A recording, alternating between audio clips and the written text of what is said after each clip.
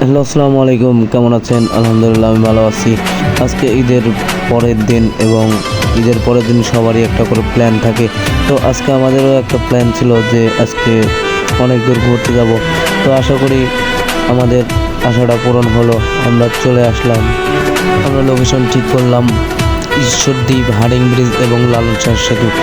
তো রকেটের গতিতে চলে যাচ্ছি। সড়ক বাংলায় একটি প্রবাদ আছে যে সড়ক পথে বিমানের ছোঁয়া। তো এই সংজ্ঞা বাস্তবায়িত করতে করতে আমরা চলে যাচ্ছি আমাদের গন্তব্যস্থান, সেই পাকশি, হার্ডিং ব্রিজ এবং লালন শাহ সেতু। এবং এই প্রবাদ বাস্তবায়ন করছি আমি।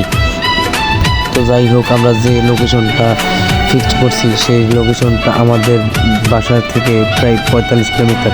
তো অনেক পথ আমাদের ড্রাইভ করা লাগছে, মোটরসাইকেল নিয়ে জার্নি করা লাগছে।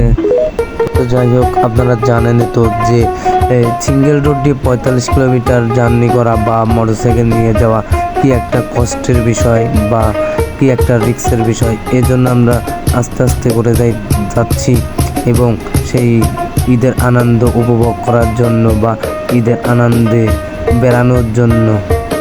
ঈদ আমাদের আনন্দ।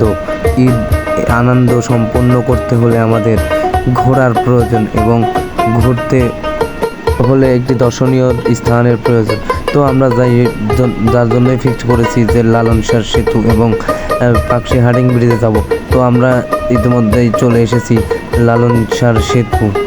তো টোল দিয়ে আমরা লালন শাহ পার হচ্ছি।